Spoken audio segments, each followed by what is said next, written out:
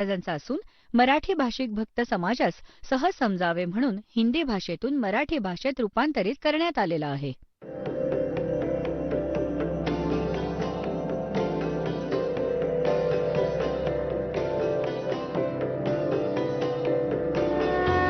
और ज्ञान सब ज्ञानडी कबीर ज्ञान सो ज्ञान और जैसे गोला तोब कायम करता चले मैदान.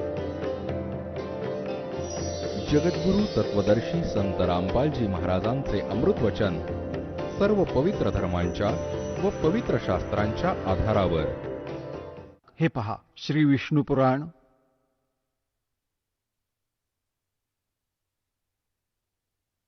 गीता प्रेस गोरखपूरहून प्रकाशित आहे. याचे अनुवादक आहेत मुनीलाल गुप्त. हे गीता प्रेस गोरखपूरहून प्रकाशित आहे. हा आहे अध्याय 16 आणि तृतीय अंश आणि पान नंबर 213 वर. इथे म्हटले, हे राजन, श्राद्ध करणाऱ्या पुरुषापासून विश्वदेवगण, पितृगण, मातामह आणि कुटुंबीय सगळे संतुष्ट असतात. हे भूपाल, पितृगणांचा आधार चंद्रमा आहे आणि चंद्रमाचा आधार योग आहे, भक्ती. म्हणून श्राद्धात योगी जनांना नियुक्त करणं अत्युत्तम आहे, म्हणजे सत्साधकाला. हे राजन, जर श्राद्ध भोजी 1,000 म्हणजे 1,000 ब्राह्मणांच्या समोर एक योगीही असेल तरी तो यजमानासहित त्या सर्वांचा उद्धार करतो, म्हणजे ब्राह्मणांचाही आणि योगी यांचा, यजमानांचाही, सर्वांचा उद्धार करतो. पितरांचा तर करतोच.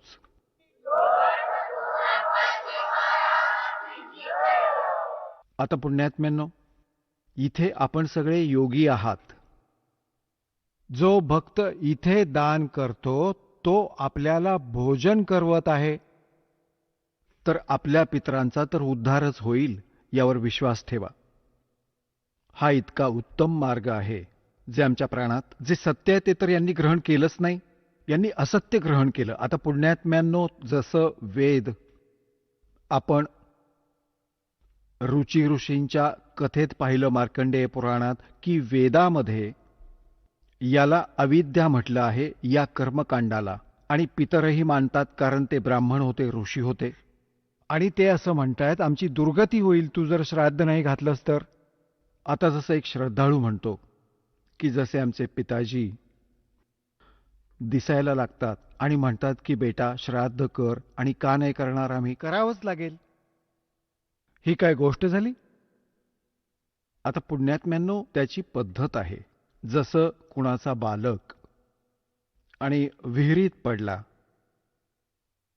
तो तर ओरडतोय, बुडालो बुडालो. त्याला काय इलाज आहे? त्याच्यासोबत बुडायचं, सूर मारायचा, उडी मारायची, तोही मरेल. मग त्याची ही पद्धत आहे त्यालाही वाचवण्याची.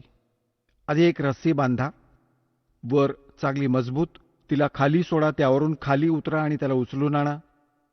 तर हे पितर तर दिसत आहेत आणि असं काही की त्याला घेऊन बुडायचं नाही, श्राद्ध नाही करायचं, ते तर विहिरीत उडी मारण्यासारखं झालं की घ्या हा मेला. त्यासाठी ही रस्सी आहे जी दास तुम्हाला देईल. ही सद्भक्ती करा, हा अशा प्रकारे दानधर्म करा, आणि ते भूत पितर या सगळ्यांचा उद्धार आपोआप होत जाईल. हे आपण वाचलं सुद्धा, कारण की सत्साधक हे भक्त आहेत. इथे लाखो योगी येऊन जेवतात एका महिन्यामध्ये. हा, मग तो एक जण जेवला तर इतका लाभ सांगतायत. तर हे तत्वज्ञान आणि शास्त्र अनुकूल साधना यानं आपलंही कल्याण होईल आणि आपल्या पितरांचंही.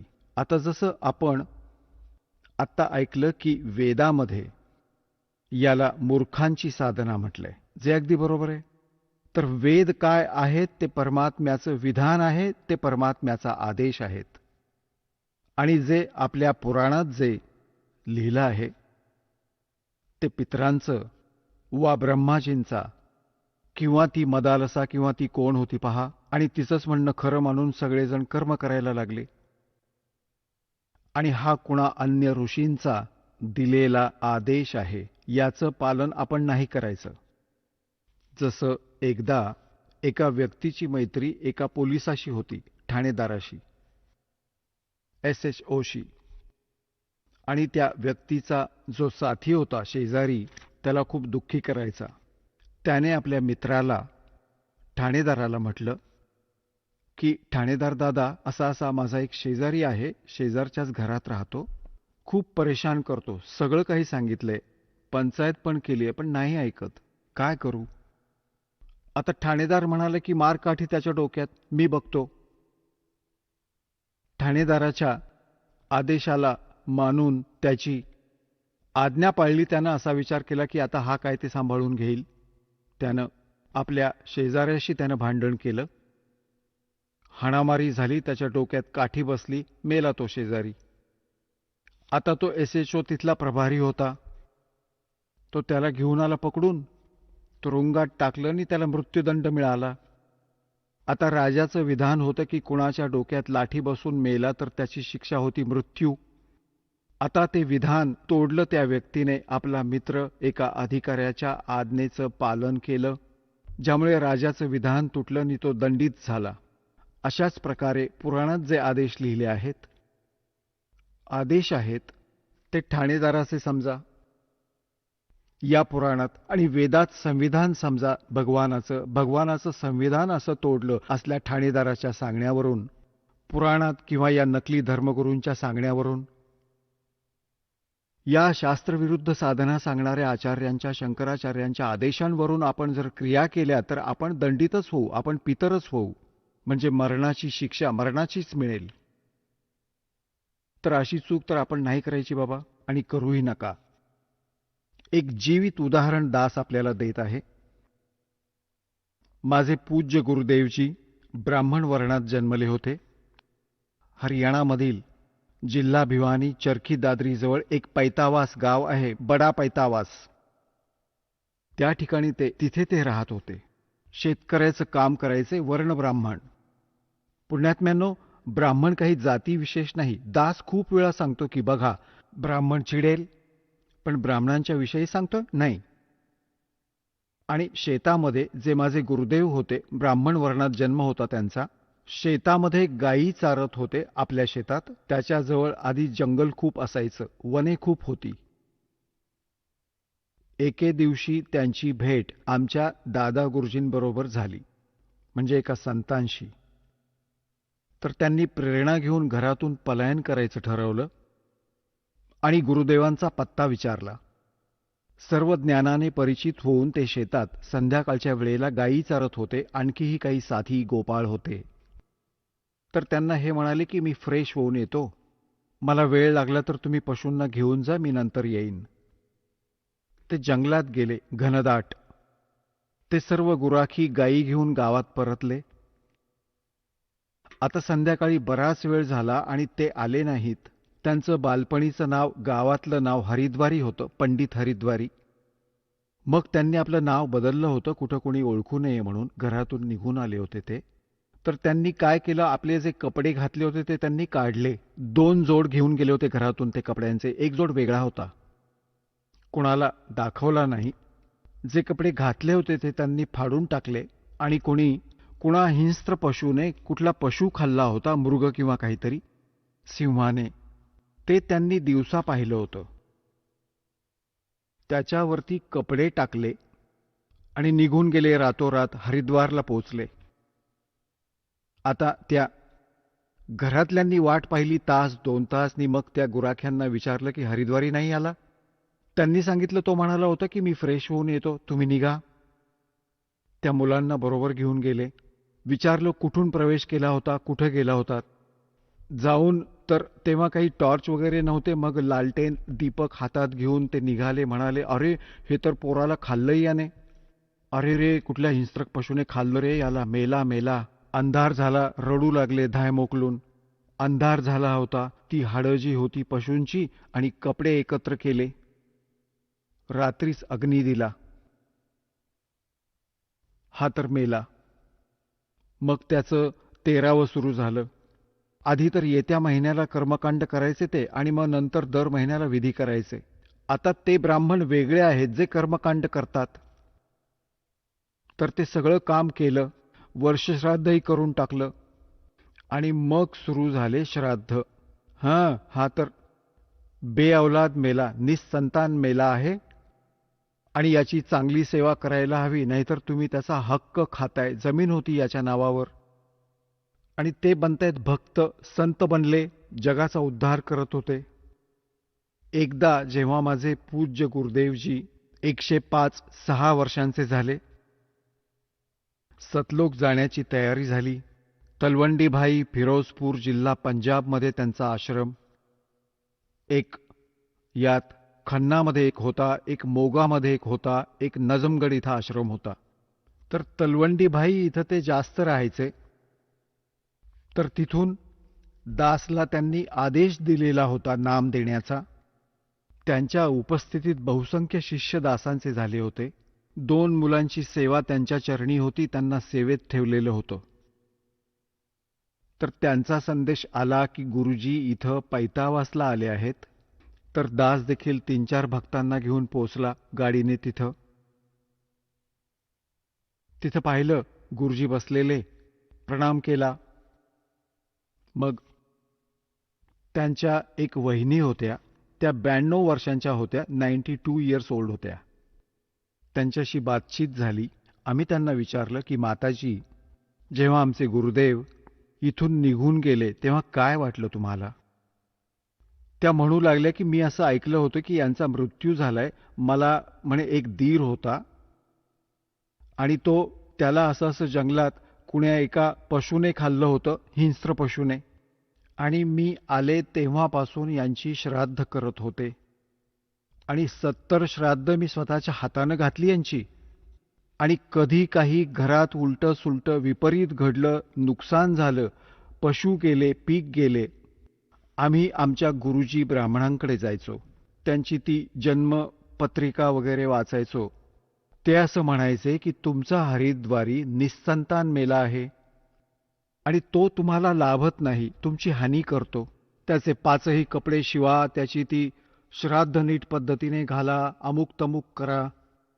तो जे काही सांगेल ते सगळं करतो आपण. आणि तरीही तो म्हणायचा की नीट श्राद्ध झालं नाही, पुढच्या वेळेला मी करेन नीट. 70 श्राद्ध घातली आहेत आणि आता हा इथं बसलाय. आता मी म्हणू लागलो, माताजी बघा गीताजीमध्ये मनाई केली आहे 9व्या अध्यायाच्या 25व्या श्लोकात की भूत पुजल्यावर भूत होणार, पितर पुजले तर पितर होणार, ही पूजा नाही करायला पाहिजे. आणि हे आपल्यासमोर जीवित उदाहरण आहे. मूर्ख बनवत होते हे आपल्याला. आणि ती साधना, ते सगळं खरं थोडंच होतं या लोकांचं. हे निदान आता तरी सोडून द्या सगळं. त्या म्हणाले, नाही बाबा, या तर जुन्या गोष्टी आहेत, ह्या कशा सोडणार? आपण खड्ड्यात गेलो तरीही सुटत नाही, म्हणजे कमाल झाली. स्वतःच्या डोळ्यांनी पाहतीये, स्वतःहून म्हणते की मी याची 70 श्राद्ध घातली, पिंड भरली, पितर बनवलं त्यांना. आणि हे पित्तर नाहीत तर सगळ्यांचा उद्धार करणारे तर महापुरुष बनले. लाखो लोकांचा उद्धार केला त्यांनी. आता तरी श्राद्ध करू नका, मूर्खांचं ऐकू नका.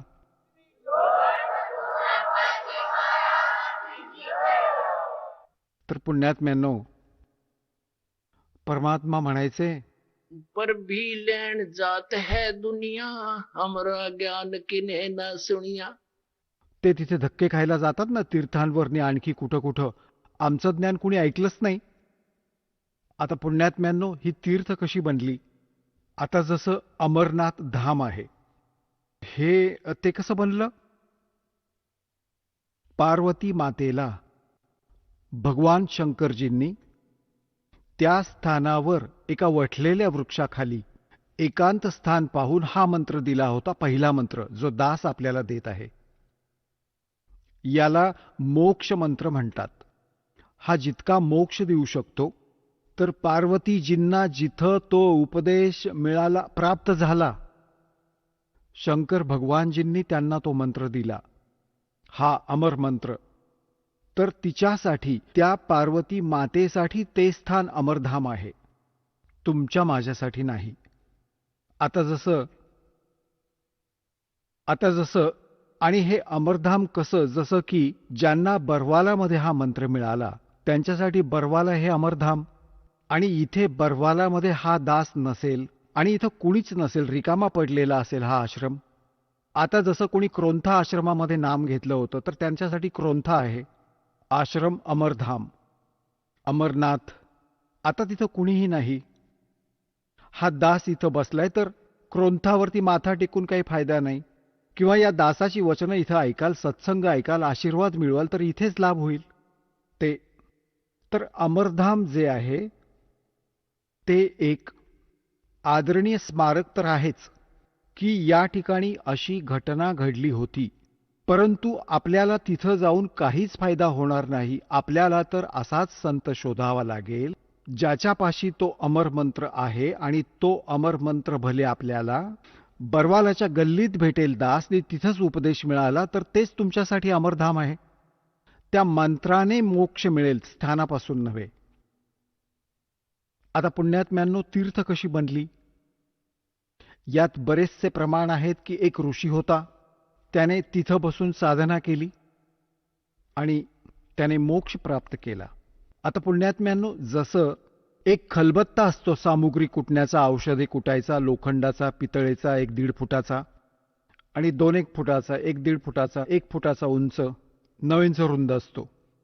तो कुणाचा शेजाऱ्यानं मागितला आणि त्याने काही सामग्री कुटली हवन हवनाची, आणि तो त्याला परत दिला, घासून पुसून लख्ख साफ करून.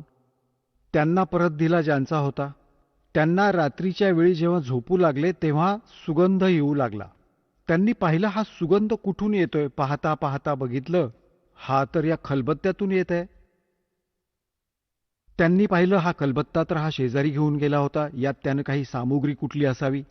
आता पुण्यात्म्यानो, त्यानं सारी सामुग्री काढली आहे, पूर्ण साफ करून परत करून दिला, आणि तरीही सुगंध येतोय. ती सामुग्री जी त्यात कुठली होती ती वेगळी वस्तू आहे. तर तो जो सुगंध त्यातून येत होता थोडाफार खलबत्त्यातून, तो 1 दिवसांनंतर नाहीसा होईल.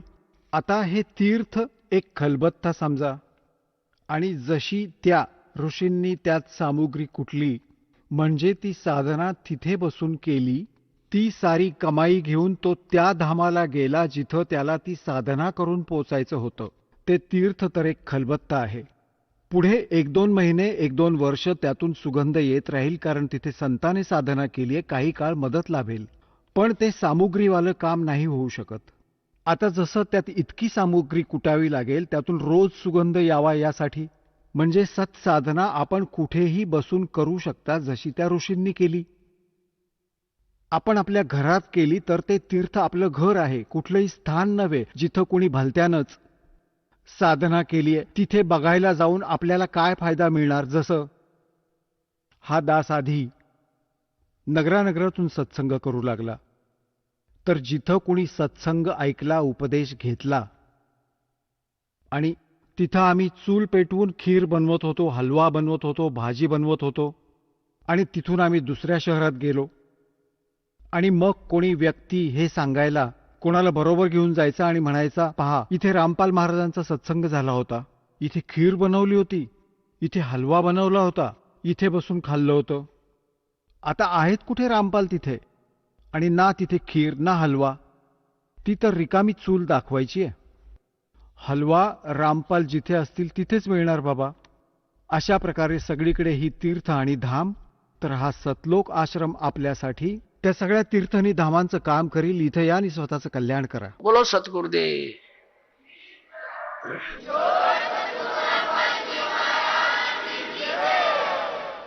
सतगुरुदेव की जय.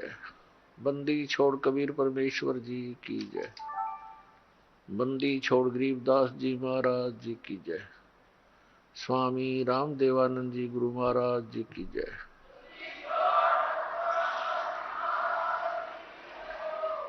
गरीब नमो नमो सतपुरुष को नमस्कार, गुरु की नहीं सुर नर मुनि जन साधुआ संतों सर्वस्ती नहीं. सतगुरु साहेब संत सब डंडो तम प्रणाम, आगे पीछे मत हुए तिनको जहाँ कुर्बान. निराकार निर्विषम काल जाल वैभंजनम निर्लेपम निज निर्गुणम अकल अनुपेशुंदनम सोहम सुरति समाप्तम सकल समाना निरतलय उज्ज्वल हीरंबर हरदमम बेपरवा अथा है वार पार नहीं मध्यतम ग्रीब जो सुमर सिद्ध होई गणनायक गलता ना करो अनुग्रह सोई पारस पद परवाना आदि गणेश मनाऊं गणनायक देवन देवा चरण कमल लो लाऊं आद्यंत करूं सेवा परम शक्ति संगीतम रिद्धि सिद्धि दाता सोई अवगत गुण अतीतम सत्य पुरुष निर्मोही जगदम्बा जगदीशम मंगल रूप मुरारी तन मन अर्पों शीसम भक्ति मुक्ति भंडारी सुर नर मुनि जन ध्यावे ब्रह्मा विष्णु महेशा शेष सहस मुख गावे पूज्य आदि गणेशा इंद्र कुबेर सरीखा वरुण धर्म राय ध्यावे समर्थ जीवन जी का मन इच्छा फल पावे 33 कोटि अधारा ध्यावे शेष 88 उतरे बहु जल पारा कट है यम की फांसी 33 कोटि अधारा ध्यावे शेष 88 उतरे भव जल पारा कट है यम की फांसी कर जोरूं विनती करूं दरूं चरण पर शीश गुरु जी राम देवानंद जी महाराज ने दियो नाम बख्शीश कोटि कोटि सिजदा करूं कोटि कोटि प्रणाम चरण कमल में राखियो मैं बांधी जा मैं गुलाम कुत्ता हूँ गुरुदेव का रामपाल दास का नाम गले प्रेम की जेवड़ी जहाँ खेचो वहाँ जाऊं मैं तो करो तो बावड़ू दूर दूर करो तो जाऊं ज्यों राखो तो ही रहूं जो देवो सुख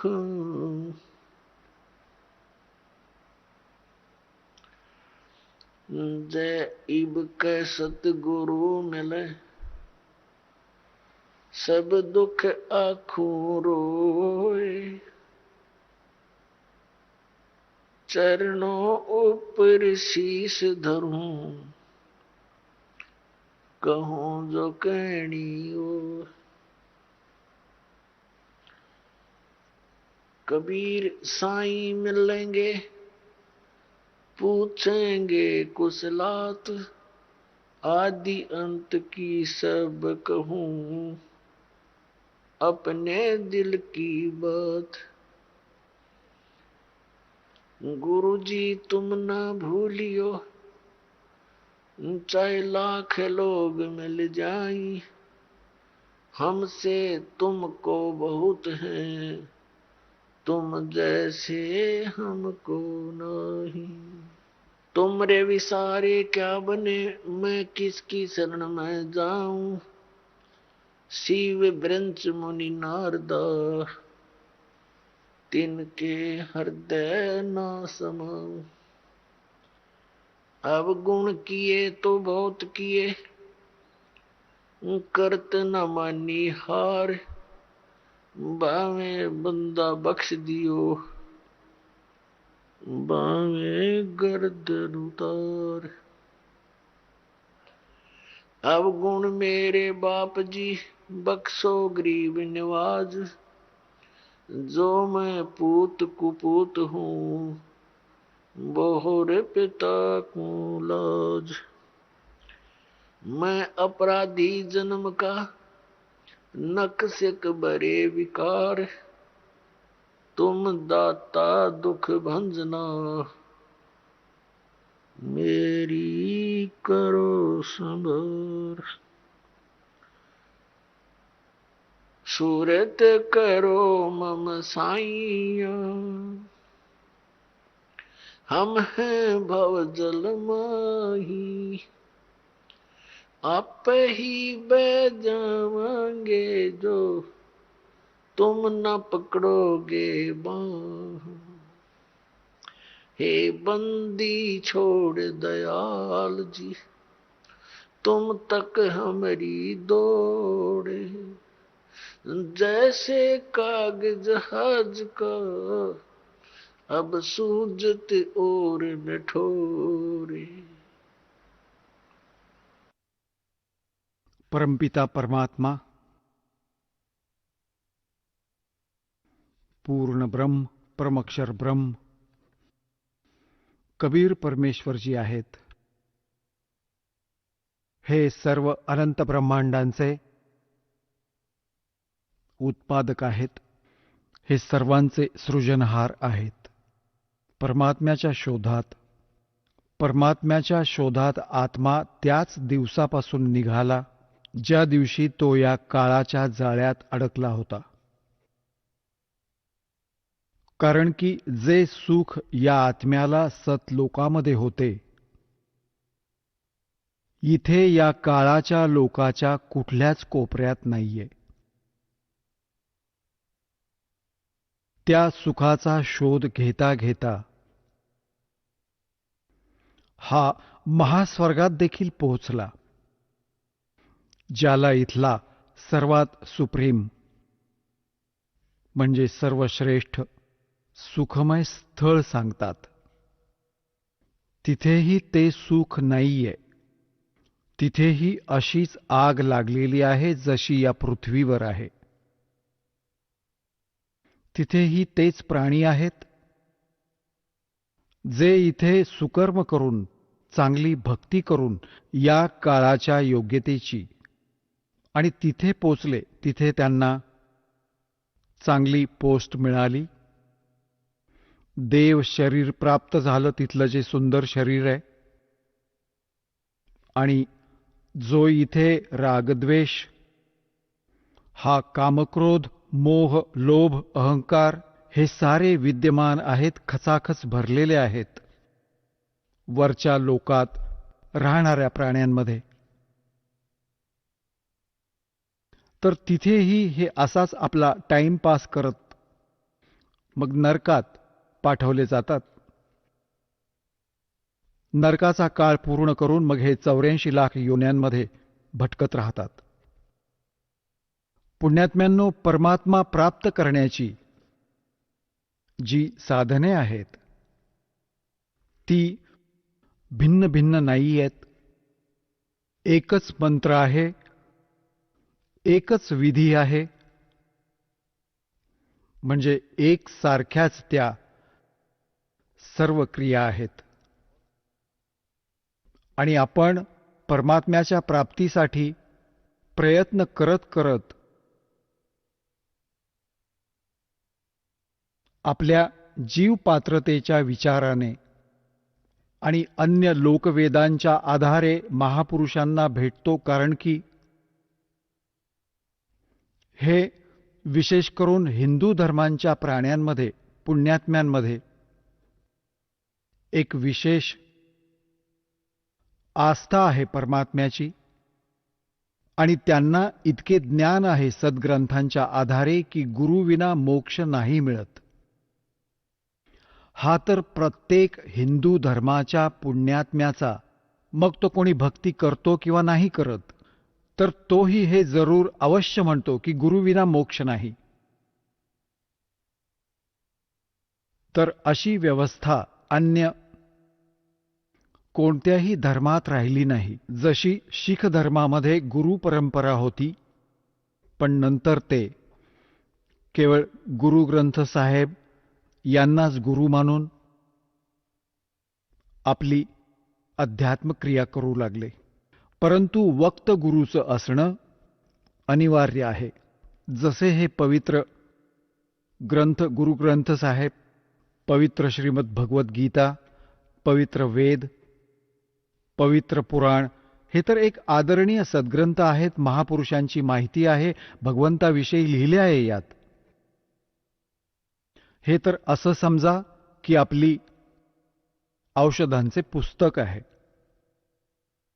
औषधांचं पुस्तक आहे आणि त्याच्या जाणकाराची आवश्यकता आहे जो वैद्य असेल, आणि वैद्य तोच सफल होतो जो औषधाच्या पुस्तकात लिहिलेली सर्व मुळ्यांना एकत्र करून मिळवून समजून औषध बनवतो.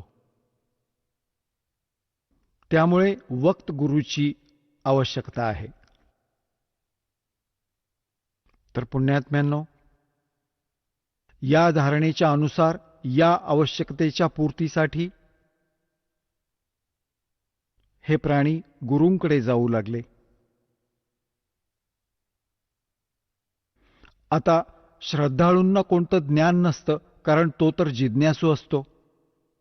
जशीही त्याचे गुरु त्याला साधना करायला सांगतात तो समर्पित होतो, तसंच करतो. तर पुण्यात्म्यांनो, सर्व भक्तीही करीत आहेत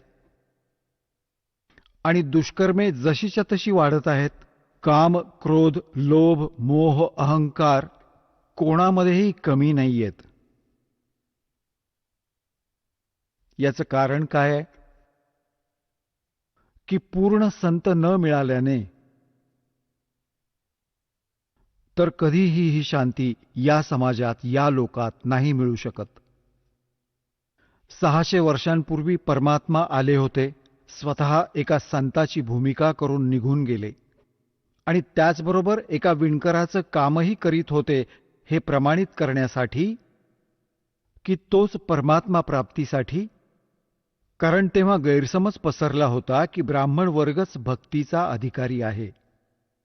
बाकीच्यांना तर त्यांनी असे बाजूला ठेवले होते की श्राद्ध वगैरे काढण्यासाठी क्रियांमध्ये अडकवले होते. आणि विशेष करून हेच मानले जायचे की ब्राह्मण, ऋषी, महर्षी, घर त्याग करून गेलेली व्यक्तीच परमात्मा प्राप्त करू शकते, किंवा खूप मोठा धनवान शेठ दान करणारा. तर परमात्मा सर्व शंकांचं निवारण करण्यासाठी एका क्षुद्र जातीत राहावं लागलं. त्यावेळी छूत अछूत चरणसीमेवर होते, अत्याधिक छूत अछूत होते. ब्राह्मण लोक शूद्र वर्गाला जवळ सुद्धा येऊ द्यायचे नाहीत, लांबूनच बोलायचे. आणि त्यावेळी परमात्मा एका विणकर जातीमध्ये राहिले. तसा तर त्यांचा जन्म नव्हता झाला, सतलोकातून आले होते, सहशरीर आले होते. एका नवजात शिशूचं रूप धारण केलं होतं कमळाच्या फुलावर, बाहेर एका तलावात, सरोवरामध्ये. तिथून एका निरुनिमा नावाच्या विणकर दाम्पत्याने उचलून नेले होते आणि तिथे परमात्म्याचे पालनपोषण झाल्याने आणि मग विणायचं काम करता करता जनतेला ज्ञान सुद्धा देत होते. भक्तांना यथार्थ ज्ञान समजवायचे, सूक्ष्म वेदाचा प्रचार करायचे.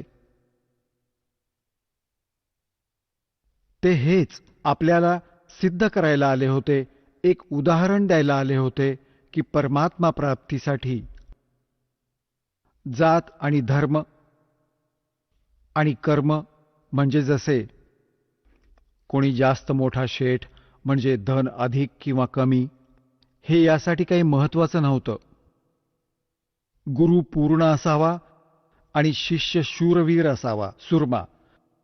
सुरमाचा अर्थ आहे की या भक्ती मार्गाला जो जीव लागतो तर त्याच्या सर्व क्रिया अन्य सांसारिक व्यक्तींपेक्षा भिन्न असतात, तर त्याच्यात आपला समाज अडथळे आणतो आणि जो त्या अडथळ्यांची पर्वा न करता पुढे जातो या भक्ती मार्गावर, तो शूरवीर असतो. कोण कोण होते शूरवीर?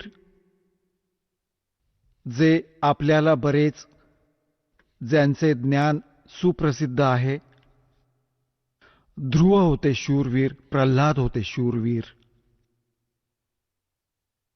आणि मीराबाई होत्या शूरवीर. आणि स्वयं परमात्मा ते तर मालक होतेच होते, ते तर शूरवीरांचे शूरवीर आणि सर्व भगवानांचे भगवान कबीर परमेश्वर होते. आणि आता वर्तमानात हा दास बघत आहे की माझ्या या परमात्म्याच्या ज्ञानाशी परिचित या दासाचे अनुयायी हे शूरवीर आहेत.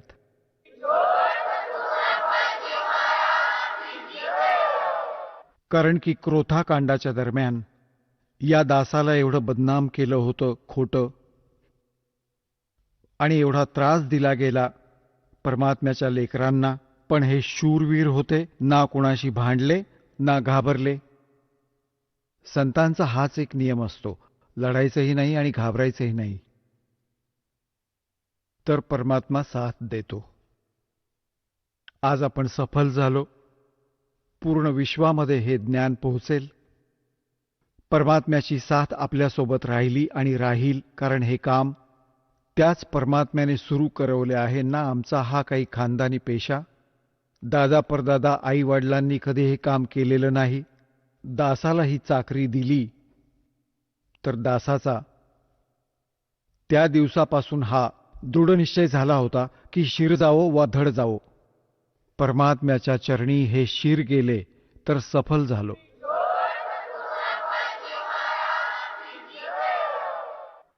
तर पुण्यात्म्यांनो, आपलं सौभाग्य आहे की काळाच्या दूतांनी परमात्म्याच्या या अनमोल धनाला पाताळात डांबलं होतं. म्हणजे असं समजा की कचऱ्याच्या ढिगात खूप खोल दाबून ठेवलं होतं. आता या दासावर कृपा झाली. कृपावंत कबीर भगवानांची साथ या दासाला आहे. तर आता या धनाची आपल्याशी ओळख होत आहे. इतक्या संघर्षानंतर सन 1994 मध्ये दासाला परमात्म्याने आदेश दिला होता गुरुदेवांनी दीक्षा, उपदेश व सत्संग करण्याचा. आणि आज सन 2012 उजाडलं. जवळजवळ 18 वर्ष झाली संघर्ष करत -0तून भक्तीला वर उभारलं आहे परमात्मा कबीरजींच्या दयेनं. बिलकुल नामोनिशाण नव्हतं, ना भक्तीचं ना देवाचं. परमात्म्यासाठी तर सगळेच तरसले होते. जसा हा दास प्रथम हनुमान पुजारी होता आणि मंगळवारचं व्रत ठेवायचा. सालासर एक मंदिर आहे हनुमानजींचं, आणि त्यात एक विचित्र मूर्ती ठेवली आहे. हे भगवान, आता हसू येतं स्वतःच्या कर्मावर. काळीशी मूर्ती बनवली कुणीतरी, मग देखादेखी जाऊ लागले. तिथे धक्के खायचो आम्ही. बघा, काळाने असा जुलूम केलाय. तत्वज्ञानाचं तर नामोनिशाण मिटवलं आणि कोरी बकवास समाजात पसरवली या नकली गुरूंच्या द्वारे. तर पुण्यात्म्यांनो, ही कृपा झाली भगवानाची. कुठे तुम्ही बघता 4 विटा लावल्या आहेत, तिथेच कुत्रे मुततात, तिथेच बसतात, आणि तिथे आपण डोकं टेकायला जातो. हात तुमची. तिथे जर पूर्ण दिवस रडून मेलात तरी कोणी विचारणार नाही की का रडतोयस या दगडासमोर. तर यामुळे वक्त गुरूची आवश्यकता असते, आणि त्यांच्या ज्ञानाच्या आधारे भक्ती साधना केल्याने कल्याण होते. आता ही किती दुष्कर्मे वाढली, दारू, मांस, तंबाखूची, आणि याला विकास मानतो आपण. ही मोठी मोठी घरे असतील, कार असतील, आणि खोटी स्तुती करतात. आणि मग लग्नाच्या वेळी एक वेगळाच ड्रामा रचतात. पुण्यात्म्यांनो, हे भक्ती मार्गात नाही चालणार. ठीक आहे, संसार भक्ती नाही करत, त्यांनी काहीही करावं. ते तर या विद्यालयाचे ते विद्यार्थीच नाहीयेत. हे विद्यार्थ्यांसाठी लागू आहे की ना विडी ओढावी, ना तंबाखू खावी कोणत्याही प्रकारे, ना मांस खावे, आणि ना दारूचा उपयोग करावा. आणि नाही ड्रामेबाजी करावी, ना जन्मदिन मनवावा, ना असा विवाहासाठी वायफळ खर्च करावा. सिंपल विवाह करा बाळांनो, आणि भक्त बनून पहा किती आनंद मिळतो. बघा, लोकांनी दिखावा ड्रामा किती करावा याला अंत नाही. सुरुवात आपण पाहिली, कोणी 1100 रुपये दान कोणाला देतात, साऱ्या गावात चर्चा होते. मग 2100 दिले, परत फेल झाला. मग एकाने 5100 दिले, तो मग 21 वाला फेल झाला. मग एकाने 11,000 दिले आपल्या मुलीला दानात, आणि एक मोटरसायकल दिली, मग एक कार दिली. तर हे एक वायफळ आहे बिनकामाचं. मुलांना परमात्म्याशी जोडावं, परमात्म्याचं नाव घेऊन, आणि हा राम नामाचा हुंडा मुलीला द्या, तो सदा साथ देईल. एक वेळा आपण देऊ सुद्धा मुलीला, काय किती दिवस त्यातून ती गुजराण करू शकते. आणि मग गरीबा घरची मुलगी श्रीमंताच्या मुलीला बघून हिरमुसून जाते. तिला न जाणो किती दुःख होत असेल. तर अशा प्रकारच्या वायफळ गोष्टी आपल्याला समाजातून संपवाव्या लागतील. खास करून भक्त समाजाला तर यामध्ये अग्रेसर राहावेच लागेल. ह्या दासाच्या संघर्षात आपल्याला सहयोग द्यावा लागेल. हे पूर्ण चुकीचं आहे, भक्तिबाधक आहे. ज्याला 2-3 मुली होतात, झोप उडून जाते त्या आईवडिलांची, आणि मुलगी याच कारणामुळे आपल्यासाठी ओझं बनली. एक गायीसारखा आत्मा असतो मुलीचा. आम्ही खूप पाहिलंय. मुलगा आणि मुलगी भाकर खातायत. मातापितांपैकी कोणी म्हणतात मुलाला, एक ते काम कर. तसंही म्हणतात, एक काम कर. हे म्हणतात, बाळा तू का नाही करत. आणि मुलगी भाकर खात असेल तर खाणं सोडून तशीच उठून निघेल आणि ते काम करून येईल. आता आपण तिला ओझं का बनवलं? आपल्या ड्रामेबाजीमुळे, आपल्या वायफळ गोष्टींमुळे, हुंड्याच्या कारणाने. तर अशा प्रकारे प्रत्येक प्रकारच्या वाईट चालीरीती आपल्या समाजात घर करून आहेत. याबद्दलही आपण खूप गंभीरपणे विचार करून एक मर्यादा आखावी. हा उद्देश असा नाही की मी म्हटलं आणि तुम्ही सुरू केलं, नाही. हे नियम नका समजू, ही आवश्यकता समजा. या भक्ती मार्गात बाधक समजा या नियमांना तोडणं. तर अशा प्रकारे आपल्याला भक्ती आपली वाढवावी लागेल अजून. आता पुण्यात्म्यांनो, आपल्याला परमात्मा प्राप्तीसाठी जो काही आदेश असतो गुरुजींचा, तो पाळलाच पाहिजे. कारण गुरुदेवांना माहीत असतं की ते मास्टर असतात या मार्गाचे. आणि विद्यार्थी, आणि जसा डॉक्टरकडे जातो रोगी, जर योग्य डॉक्टर असेल तर तो काटेकोरपणे सल्ला देईल आणि योग्य औषधं देईल तो, आणि ज्या काही मर्यादा म्हणजे पथ्य सांगेल, तर त्या रोग्याला आजीवन करावं लागतं, तेव्हा तो सफल होतो रोग नष्ट करण्यात. तर आपल्याला जन्ममृत्यूचा दीर्घ रोग जडला आहे. याचा नाश या दासाने सांगितलेल्या मार्गाने होईल. दास तोच मार्ग सांगेल जो परमात्म्याने स्वतः येऊन सांगितला होता. हा गॉड गिव्हन आहे, हा कुठला लोकवेद नाहीये, कुठल्या साधारण व्यक्तीने सांगितलेलं ज्ञान नाही. आणि हेच प्रमाण आपल्या सद्ग्रंथांमध्ये आहे, ज्या सद्ग्रंथांना आपण शिरोधार्य मानत आलोय. तर मग भक्तीमध्ये उशीर नाही होणार, आपल्याला विश्वास ठेवायला वेळ लागतोय. आणि हा दास जी भक्ती सांगतोय ती योग्य आहे, श्रेष्ठ आहे, शास्त्र अनुकूल आहे, हे प्रमाणित करण्यासाठी की ही भक्ती योग्य आहे. आणि परमेश्वर परमपूज्य कबीरजी आहेत, जे विणकर रूपात, धानक रूपात बनारसला आले होते. हे प्रमाणित करण्यासाठी आपल्याला ढीगभर पुरावे द्यावे लागतात. आणि काही दिवसांनंतर मग गरज नाही पडणार या पुराव्यांची, कारण की आपण एक दुसऱ्याला सांगाल की हे असं असं आहे. मग हे एकदम सगळ्यांना स्वीकारार्ह होऊन जाईल. आत्तापर्यंत कोणी पाहिले नाही उघडून, ना वेद पाहिले, ना गीता वाचली तर होती पण समजली नाही. गीताजीत काय लिहिलं आहे, पुराणांमध्ये काय लिहिलं आहे वाचत होतो पण समजत नव्हतो. आता आपण समजायला लागलो आहोत. आणि अजून खूप पाहू आणि मग दृढ होऊन म्हणू की खरंच कबीर इज गॉड, कबीर परमात्मा आहेत. आणि हीच भक्ती योग्य आहे, हाच मंत्र श्रेष्ठ आहे, बाकी सगळं बकवास आहे. तर मग आपल्याकडून ऐकून अन्य व्यक्ती देखील या गोष्टींवर विचार करतील. आणि कोणी प्रमाणित करू इच्छित असतील तर सद्ग्रंथ आपल्या जवळ आहेत, आपण स्वतः सुद्धा विश्वास दृढ कराल. तर अशा प्रकारे या पूर्ण विश्वात मालकांचा आदेश आहे, त्यांची निर्धारित वेळ आहे. की आता या सगळ्या काळात पूर्ण विश्वात एकच भगवान असतील, एकच ज्ञान असेल आणि भक्तिविधी त्या भगवानाची एक आहेच, वेगळी होऊच शकत नाही. जसं आंब्याच्या झाडाचं रोप लावण्यासाठी आंब्याच्याच बीजाचा उपयोग करावा लागेल, दुसरं कुठलं आंब्याचं बीज होऊच शकत नाही.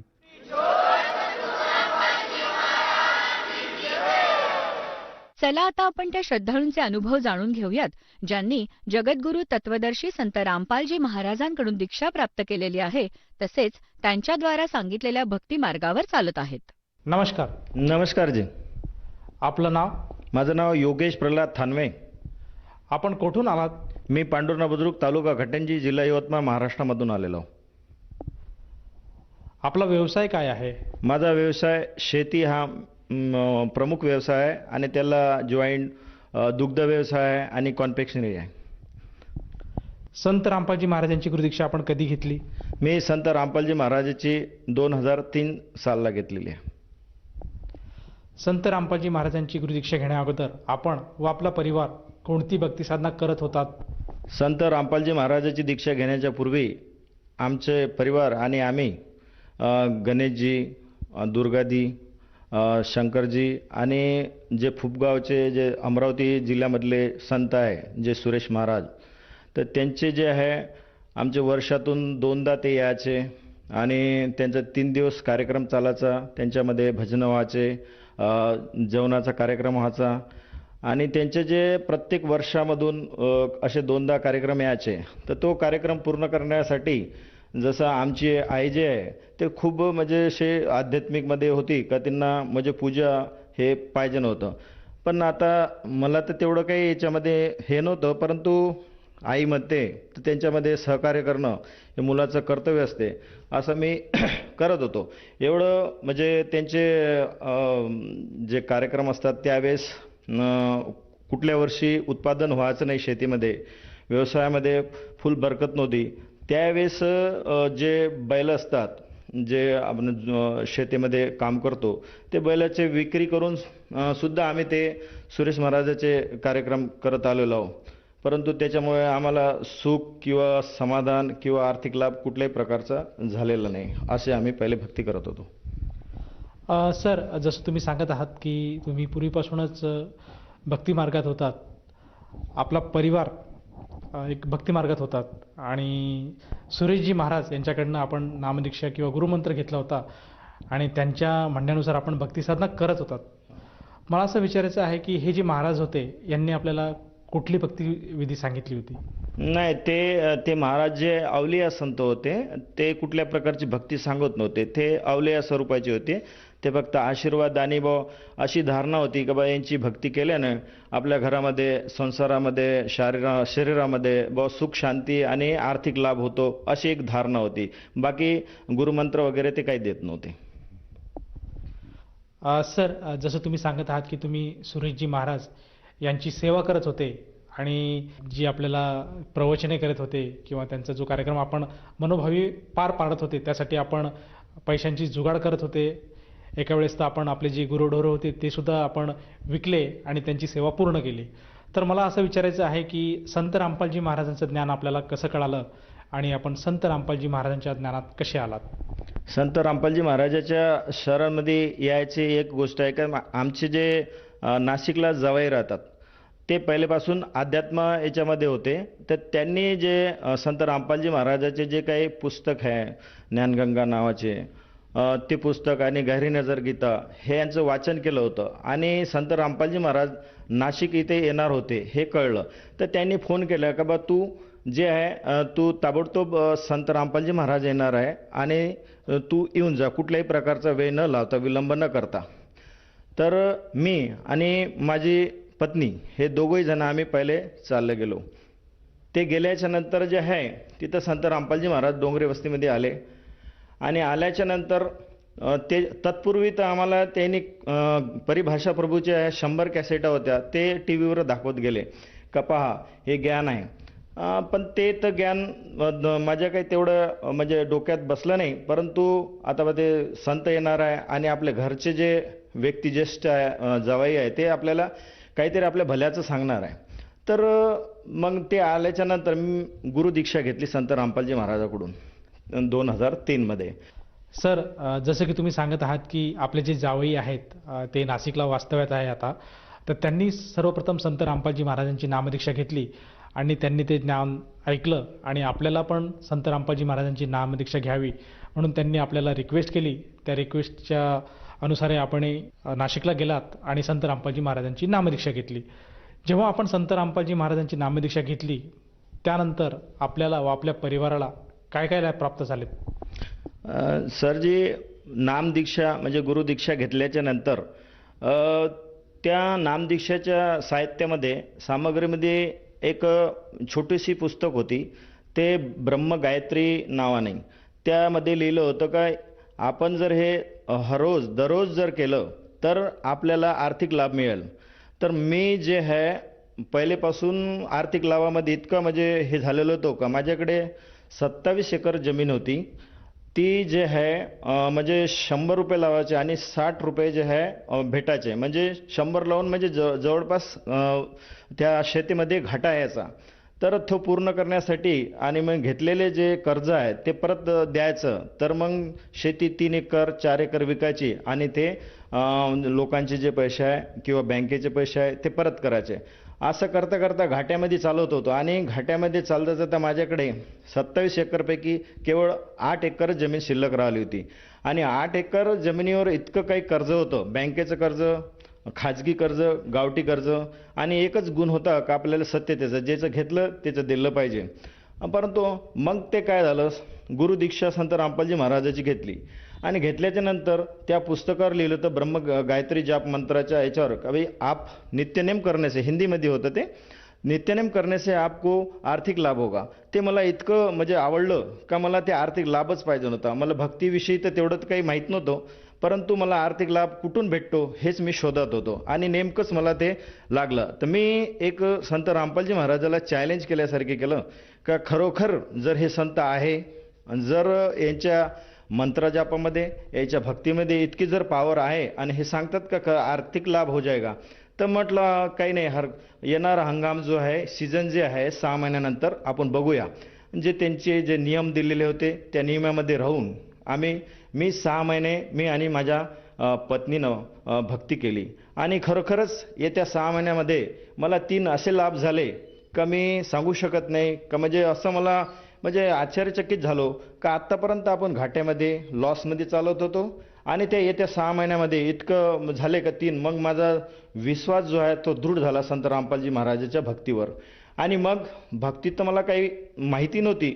मग त्यावेळेस आपण सत्संग फायदा झाल्याच्या नंतर मग लाभवश म्हणजे आपल्याला आर्थिक लाभ झालेला आहे, काही ना काही त्या ज्ञानामध्ये काहीतरी जरूर असलं पाहिजे. असं करून मी त्या सत्संग पाहत गेलो आणि सत्संगाच्या नंतर समजलं संत रामपालजी महाराज शास्त्राच्या नुसार भक्ती देतात. जसं गीता अध्याय नंबर 16च्या 23 श्लोकात सांगितलं का जो शास्त्रविद्या सोडून मनमाना आचरण करतो ना त्याचे कार्यसिद्धी होत, ना त्याला सुख भेटत, ना मोक्ष भेटत.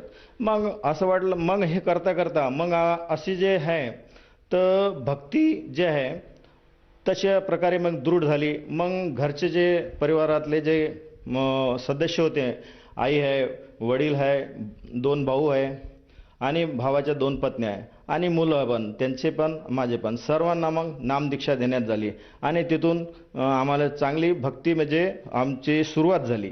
आणि आर्थिक लाभाचं तर विचाराचं काम नाही, कारण आमची जी 27 एकर जमीन जे गेली होती ते आम्ही हळूहळू म्हणजे आजपर्यंत जे काही शेतकरी शेती करतात त्या शेतीच्या भरोश्यावर शेती आतापर्यंत आम्ही पाहिलं नाही आणि पाहिलं बी नाही.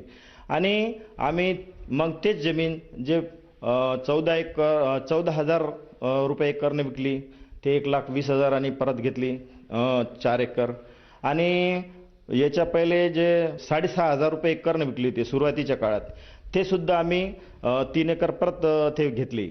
आणि अजून 2 वर्षांना राहून परत मग अजून 50,000 रुपये एकराप्रमाणे परत ते वापस घेतली आणि तेच जमीन. आणि आता म्हणजे सन 2019मध्ये 2 लाखाने जमीन परमात्म्याच्या दयाने आम्हाला कृपा झाली आणि ते घेतली. अशा प्रकारे आम्हाला संत रामपालजी महाराजाच्या भक्तीमुळे असा आर्थिक लाभ झाला. सर, जसं तुम्ही सांगत आहात की संत रामपालजी महाराजांच्या नामदीक्षेनंतर आपल्याला आर्थिक लाभ प्राप्त झालेत, जी आपली जागा जमीन विकल्या गेली होती ती परत आपल्याला मिळाली. तर मला असं विचारायचं आहे, हा एक आर्थिक लाभ आपल्याला तो मिळालाच, पण याच्या व्यतिरिक्त आणखीन काही लाभ आपल्याला प्राप्त झालेत का? आमच्या आजोबाच्या काळामध्ये आमच्याकडे भरपूर मोठे गुरंढोरं होते, परंतु नंतरच्या याच्यामध्ये काहीही राहिले नव्हते. पण आम्ही आता जवळपास 20 ते 25 म्हशी आमच्याकडे आहे, गायी आहे आणि त्यांचा खूप मोठा असा शेड पण आहे. त्या शेडवर आम्ही तिथल्या एरियामध्ये जवळपास आमच्या गावामध्येच पाण्याची टंचाई आहे, परंतु आम्ही तिथं बोर मारला. आता बोर मारला ते आमचे जिथं इतकं पाणी लागलंय का आमचे गुरंढोरं तर पितात एवढे मोठे, परंतु शेजारापाजाराचे आजूबाजूचे गावातले जे आहेत ते पण पितात आणि कोणाला जर पाण्याची आवश्यकता असली पिण्याकरता ते पण आम्ही मनाई करत नाही, देतो. पण आमच्या बोरचं पाणी संपलं नाही अजून आणि ते गावात टंचाई असून सुद्धा आमची पाण्याची बी परमात्मानं आमचे पाण्याची मेहर केलेली आहे.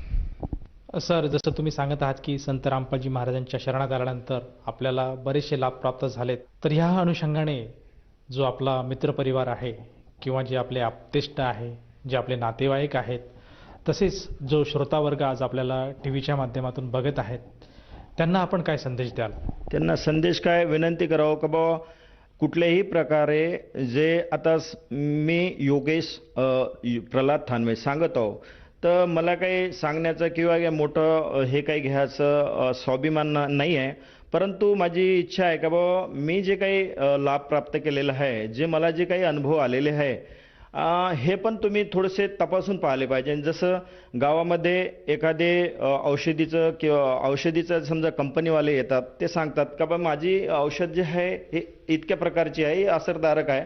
प्रत्येक 100पैकी जवळपास 90 जण तर हेच सांगतात का माझं चांगलं आहे, परंतु अशामुळे माणूस गोंधळला जातो आणि नेमकं काय करावं हे सुचत नाही. परंतु अशांना माझी एक विनंती आहे की गावात आलेला कंपनीवाला जो आहे त्याचा तुम्ही ते सांगत आहे ते ऐका आणि नाही काही तर 100% नका घेऊ, फक्त त्याचा डेमो घ्या, म्हणजे थोडंसं प्रात्यक्षिक घ्या आणि जर त्या प्रात्यक्षिक घेतल्यावर आपल्याला फायदा होत असेल, लाभ होत असेल तर ठेवा, नसेल होत तर नका ठेवू. अशीच माझी विनंती आहे माझ्या अपक्ष मित्रपरिवाराला आणि नातेवाईकांना का बुवा जर तुम्ही थोडंसं बघा, काय ज्ञानगंगा आहे, जगण्याचा मार्ग आहे, संत रामपालजी महाराजाची लिहिलेली पुस्तके आहे, ते फक्त निष्पक्ष भावनेने थोडंसं त्याच्यात बघा आणि त्याच्यामधून जे आहे ते तुम्हाला पटलं तर ज्ञान तर घ्या, नाहीतर तुमचा विषय नाही.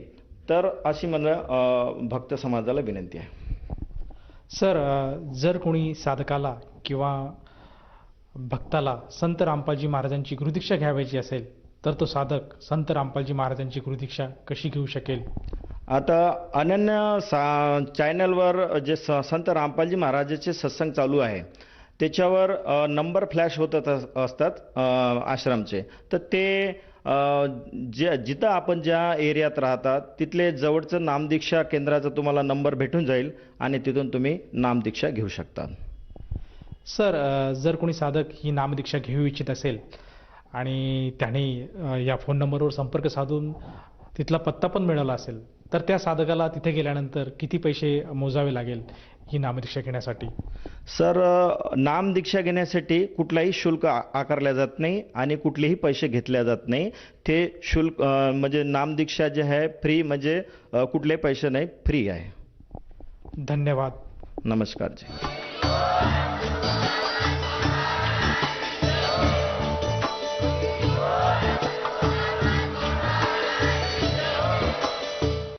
आपण ऐकत होता जगद्गुरु तत्वदर्शी संत रामपालजी महाराजांचे मंगल प्रवचन.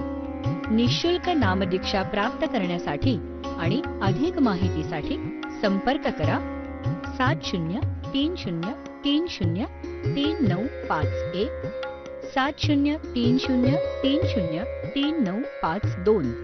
आमची वेबसाईट आहे www.jagadgururampalji.org.